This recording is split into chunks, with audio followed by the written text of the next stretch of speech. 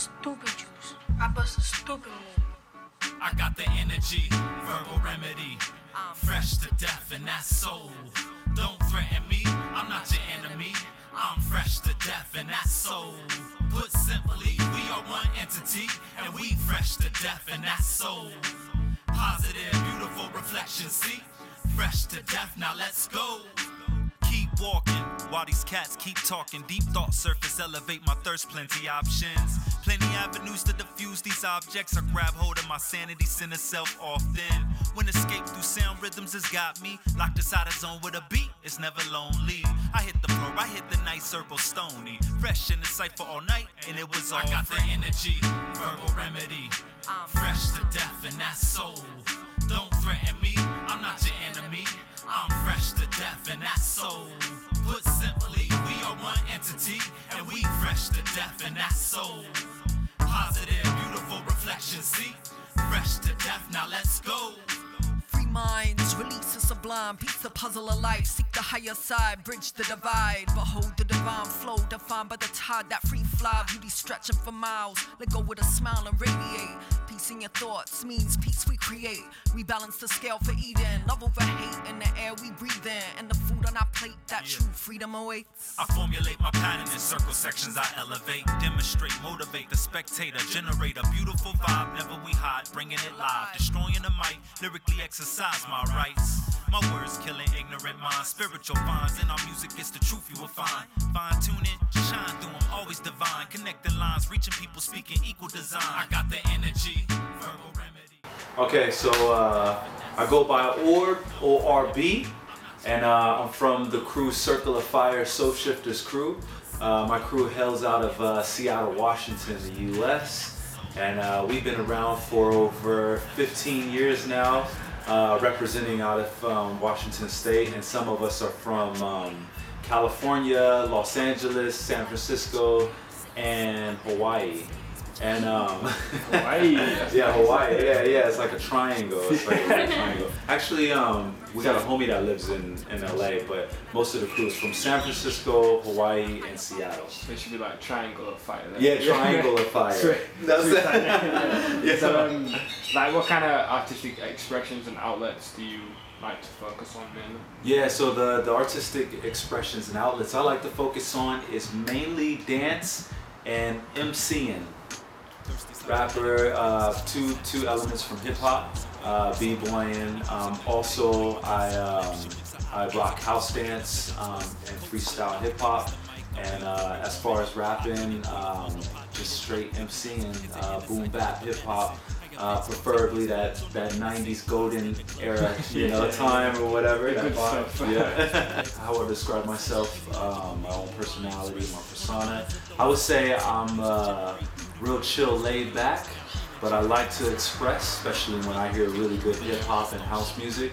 Yeah, I'm just expressive in that way. But if we're talking about kicking back and relaxing, talking about conspiracies and the love for hip hop and art and things like that, I'm all for that. So when you say conspiracies, like what? Oh, just conspiracies with government stuff and just crazy shit all around the world that goes on because, I mean, especially to talk about what's going on in these days and times is being in the present, and not just, especially that's what I rhyme about. I want to rhyme about the present and, what's happening in the news because it affects everybody, So you say that the topics in the news, day-to-day life, does directly influence your MC and your life? Definitely. Yeah, definitely. Like, I rhyme about personal stuff. I have a couple of songs that, deals with issues like poverty, the struggle of everyday artists trying to make it in, today's society when it's sometimes looked down upon, certain things like that. And I hope to write songs about like spousal abuse, those kind of things, because I know people that have been in those situations and people that I had to help and, talk to in that. So, yeah. Nice, man. So, like, talking about influences, what was the first catalyst that kick-started, the passion for dancing, for MCing, or was it all together, or kind of followed? Yeah, Yeah, pretty much like that. Chronology? How do you say it? Chronological. Chronological. Yeah, to race that off. Yeah, take two. No, my influences, are throughout the years of my art forms and stuff like that. And I guess the first one would be MCing. And like KRS-One was my first influence as like the person I look up to as an MC. You know, I never met the dude before, but just seeing videos and hearing the songs, positive messages that he brought and his cadence and stuff was just mad influential, which started me to rhyming. And as far as dancing is concerned, I would say watching a lot of hip hop videos back in the early 90s, they would have dancers in their videos, like the Kwame dancers, Big Daddy Kane's dancers, and then the Mop Top video came out in 92, and Wrecking Shop. I didn't see it in 92, I saw it way later. But just those certain little influences that got me dancing, not necessarily on a b-boy tip, because I did that way back in the 80s when I was younger, and that's like Rocksteady and Beach Street, New York City Breakers and so forth. So. What was it like back then compared to how it is now? Oh, a lot different. Yeah, a lot different, and that's got to do with technology and stuff too. Because back then, everybody either had a VHS tape that they swapped around. You know, like, yo, I give you this tape, you give me that tape or whatever, and you know, and then you watch that video until the actual tape breaks. You know, it's just that kind of thing over and over again. So that's the kind of things that were getting swapped around. If not, then you wait till like 12 or 1 o'clock in the morning on TV, they will have a hip hop show. And there was a few of them on regular TV sometimes, not even if you couldn't afford cable, you know? You can still catch it, but you don't see that anymore unless it's online. That's the new technology. So. Has social media, do you think, changed the way people think of dance now and the creative arts and everything? Oh, I think it's changed a lot in too. In a bad or a good way? I think for the better. Like the knowledge is passed around easier. There's tutorials online for the different art forms that you want to learn for dance. So if kids are learning that faster than if you had to go out and look for it on the streets and stuff like that. Because back then it was really hard to look for it or to even be accepted in certain crews and groups and things like that to show you those moves. So now you can just look and then be like, okay, I'm gonna go practice that in my living room or my kitchen or my room or so forth. And you know, kids are just developing and elevating faster. That's why the art form has evolved for sure. So because a lot of people do argue about the quality as well, because obviously because it's a video, it's not direct and it's not like in front of you. You can't be given any tips or advice to help you. That's it, man. Steer your course towards the right steps or the right move or something. So do you reckon? Right. Yeah, and that goes both ways. Like it goes both ways. Like it's good to learn straight off of a teacher, to be able to have that kind of influence for somebody to talk to. I think that's way better than learning on a video. If you can go to a workshop and learn from one of the pioneers and they're telling you, usually they'll tell you stories that you won't get online or anything like that, and that'll be influential for your dance and then it will elevate you like that. But to say that for the kids that were starting off where there was no media like that and you couldn't find that, they had to create on their own. So with that, they had to create their own style. So then there's the pros and cons of the past and then the present, you know? So then going back to like the beginning, when you was first starting out, did you have any goals or ambitions? No, it was just, no goals, no ambitions, just doing it for the love. It's like I'll dance anywhere, anytime, or rap anywhere, anytime, and it was just like that. It's fun. It's still like that, but when you have a family, when you got bills to pay, things like that, and your art form can help do that, that's the bonus. How far would you say you have come from where you started and where you are now? Like, with all the different events, you judging at, that you competed at, that you won, etc., etc. Oh, I came a long ways, man. Yeah, I came a long ways.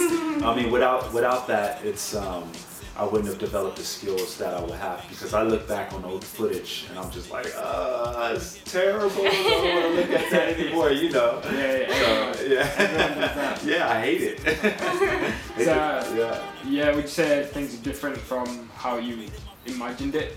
Because obviously after a while, after you just started taking a little bit, yeah, it's a little bit different, but not far off how I imagined it. I always knew that I was going to be some teacher in some way to teach the art form.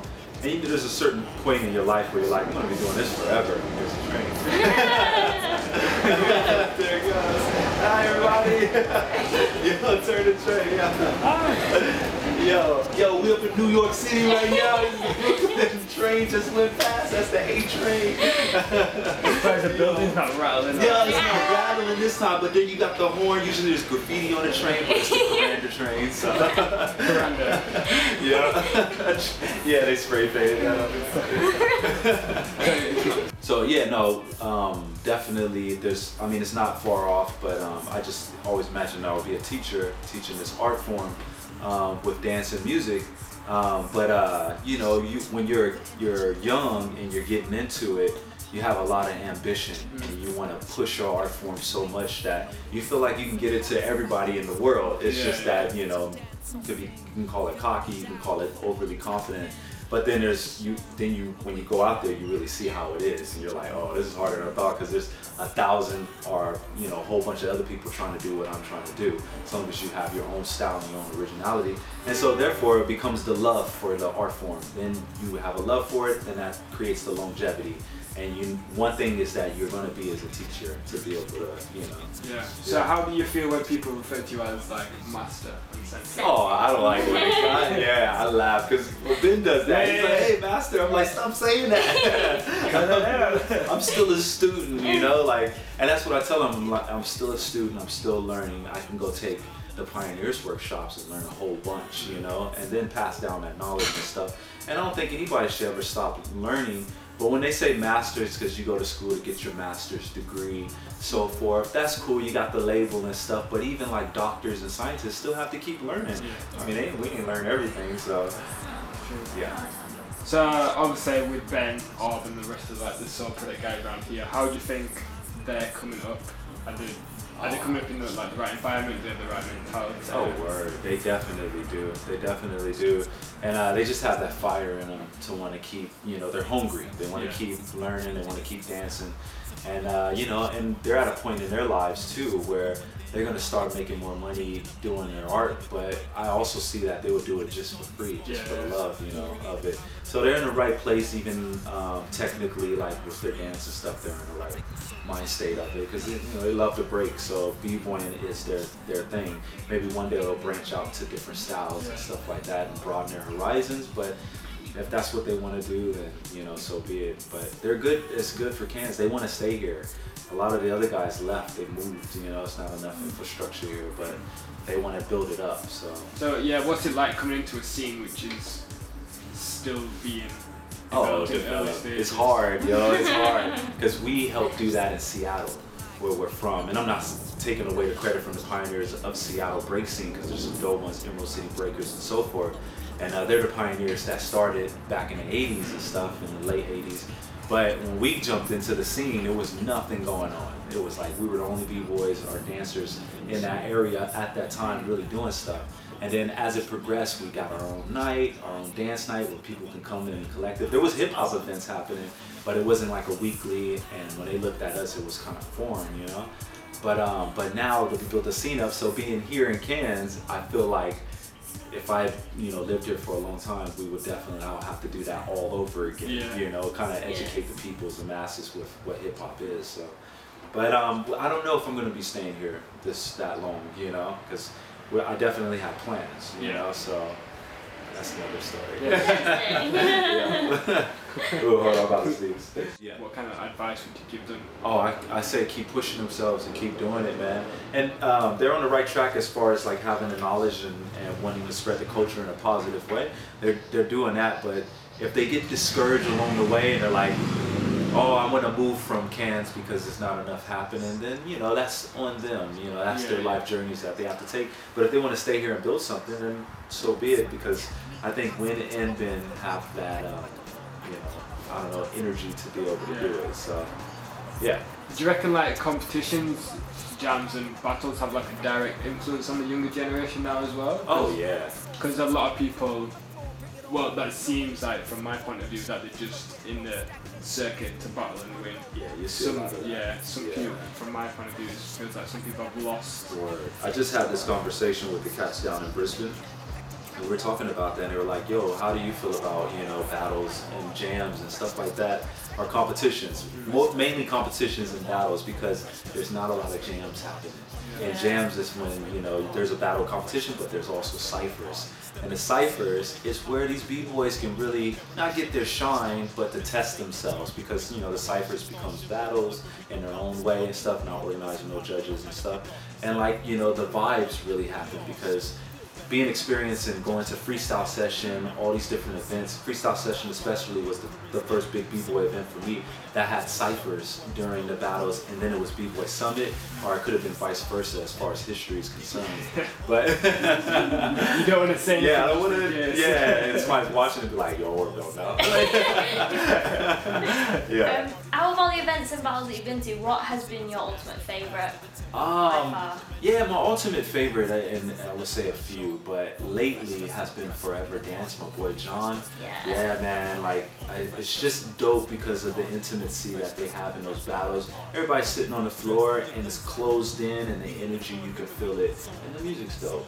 And not to mention that the crowd shows a lot of love and support. So if the crowd sees something dope, they're going to cheer for it. Yeah. It's not a crowd that doesn't know, and then you do something dope that is like no love. Like, that makes it stagnant. Yeah.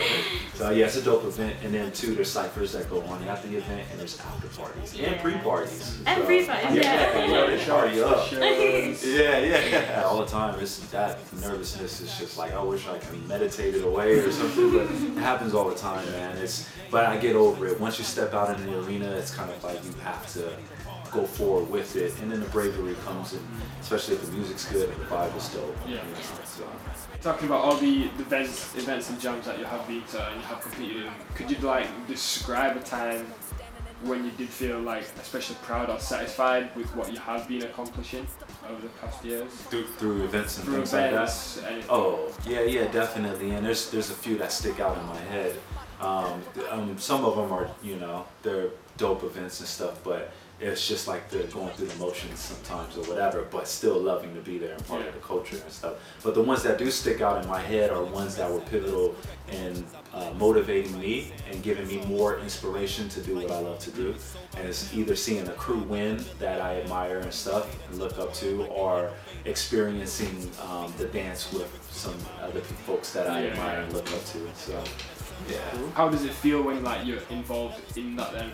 Like when you're amongst the presence of all these other people and they are giving you that energy when you're dancing by yourself or when you're performing? Yeah, I just shut up and listen, yo. Because it's euphoric. It's like, I'm in the presence of this dude, like, yo, respect. Yo, and it's always when you're in the presence of those kind of people that tell you stories, and you're just like, wow, I wish I could have been there back in those days to be a part of that, you know? And so it motivates you, like, yeah, I want to do that for my community. I want to do that with my homies and stuff. You know, like when we go out and busk on Sundays and stuff, that stuff like all the pioneers did way back in the day, and that's where they get their experience and strengths from and stuff too. So yeah, certain stories like that or certain things like that. So how has it affected you as a person then, obviously witnessing all this stuff? Oh, it's as far as affecting me as a person, definitely makes me want to be a better dancer, a better overall artist, and also like better at communicating with other dancers and stuff too, because I see them do it and they do it elegantly.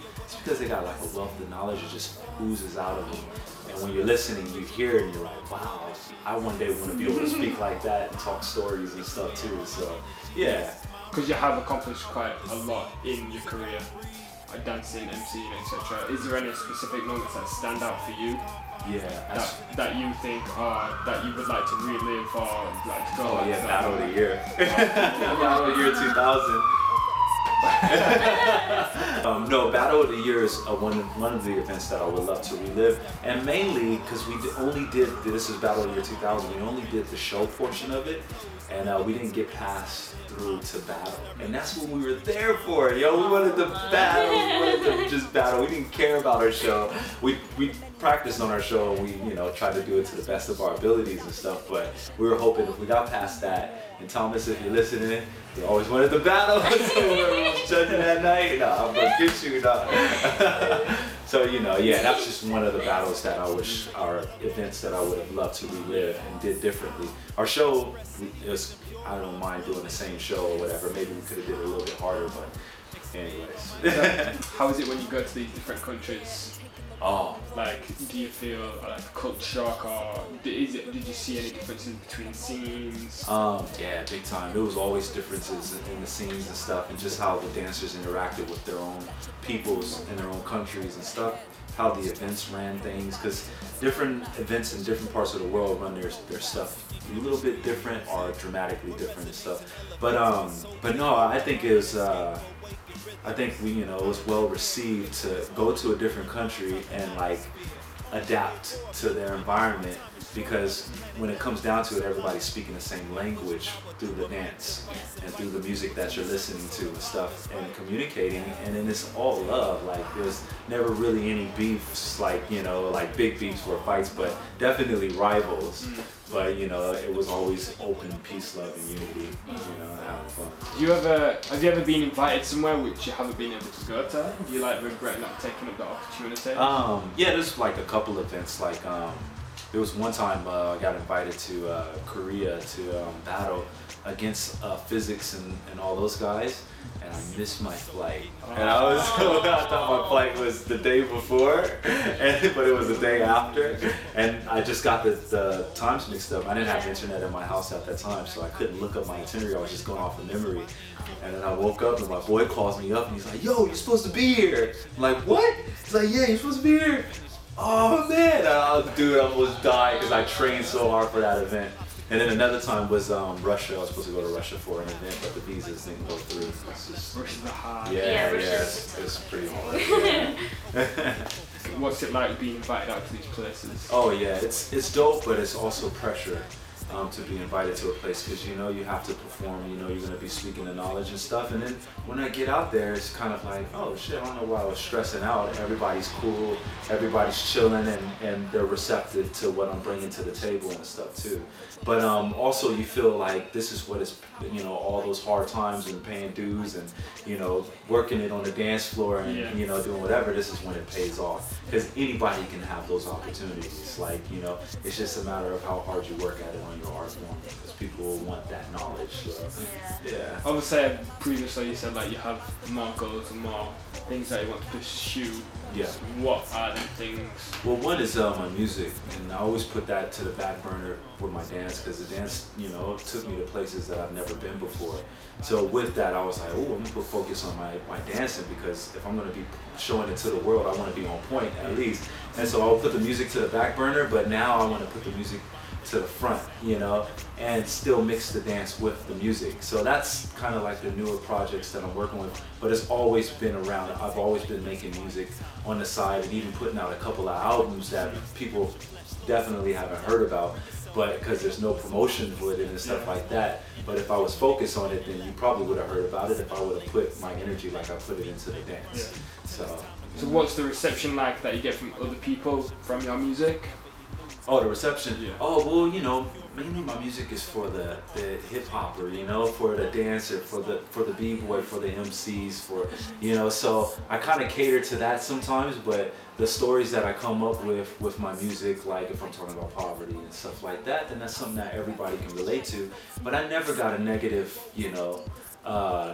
like feedback from my music. If anything, it would be positive criticism, like, oh yeah, you should do this with your music, you should push it this way, or I got some homies that make dope beats, and like, but never on the negative side. So I'm blessed to not have that, somebody saying, oh, you're whack, you can't rhyme. Maybe if I was with like the best of the best and they were like, then I'll be like, oh, well show me the way then, don't just tell me I'm whack, let me get pointers and stuff so I can make myself better.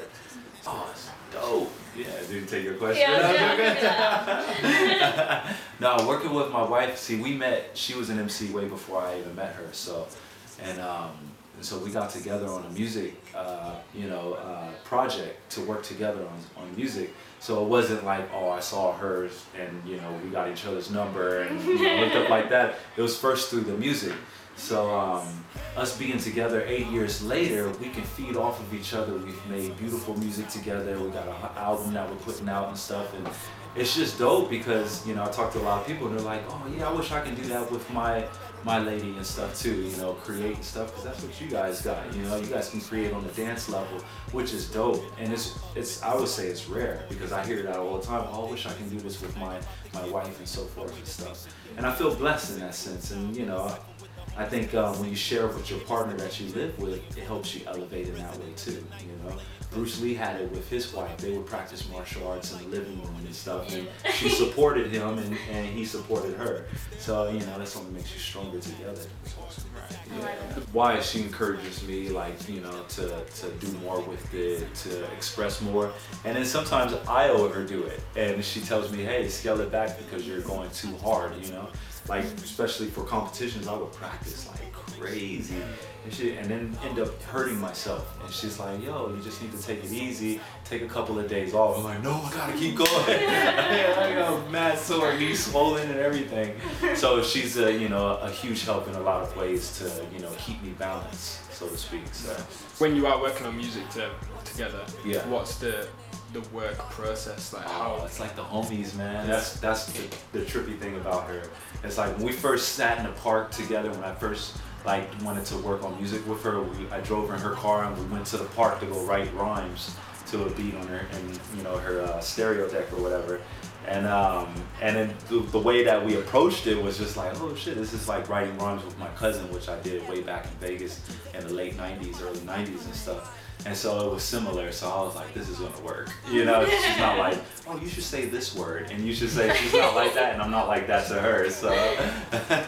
Being in a relationship with her, as far as our art forms, being successful and stuff, definitely helps out. Wise is more business-minded than I am, so it helps me to be more business-minded. I'm pretty lackadaisical with it, man.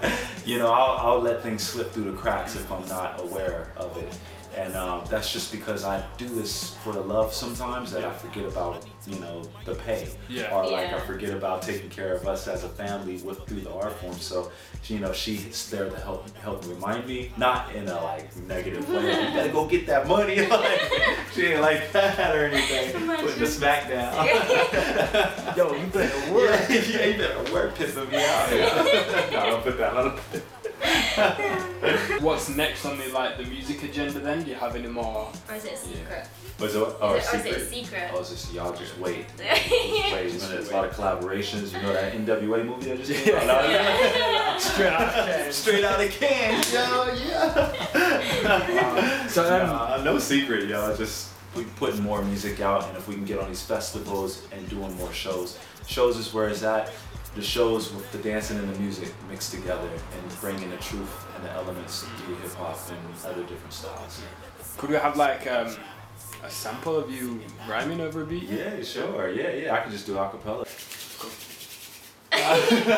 Get ready. Check it. Step into a scene with a hip-hop fiend who open portals like a paradigm shift. Let's get it started. Mental state, a target, break through the hardship. Starship with the weaponry, I'm about to spark it. Market this hip-hop gift, light up your darkness. All forms of beautiful uplift, we all shift. Feel better from the medicine, injection of funk that you need. Now I can proceed.